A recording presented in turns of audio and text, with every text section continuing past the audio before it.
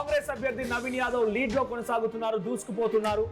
So Congress అభ్యర్థి ఈవీఎంల ఓట్ల లెక్కింపులో తొలి రౌండ్ లోనే కాంగ్రెస్ పార్టీ ఆధిక్యతను కనబరుస్తోంది. సో మొదటి రౌండ్ నుంచే వాళ్ళకు పోస్టల్ బ్యాలెట్ నుంచే లీడ్ కనిపించింది.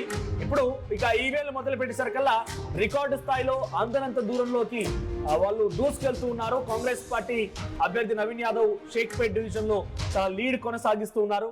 సో ప్రెసెంట్ మొదటి రౌండ్ షేక్పేట్ డివిజన్ కి సంబంధించి కొనసాగుతోంది. సో మధు అందుబాటులో. మధు, సో షేక్పేట్ డివిజన్ లో ఇప్పుడు జరిగేటువంటి ఈ మొదటి రౌండ్ లో ఎన్ని పోలింగ్ స్టేషన్ సంబంధించి ఈవీఎం లెక్కించబోతున్నారు?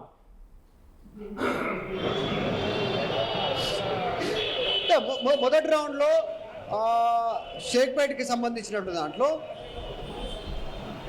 1 నుంచి 42 రౌండ్లు అంటే సంబంధించినటువంటి బూతులు లెక్కించనున్నారు. ఒకటి షేక్పేట్కి సంబంధించిన దాంట్లో మొత్తం 407 పోలింగ్ బూతులు కాబట్టి 407 పోలింగ్ బూత్లో 1 నుంచి 42 షేక్పేట్కి సంబంధించిన కౌంటింగ్ ప్రక్రియ ప్రారంభం కానుంది.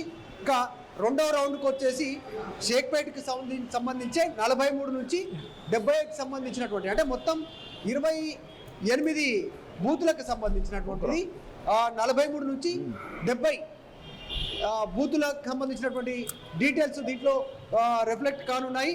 తర్వాత ఎర్రగడ్డకు వెళ్ళేటువంటి అవకాశం ఉంది.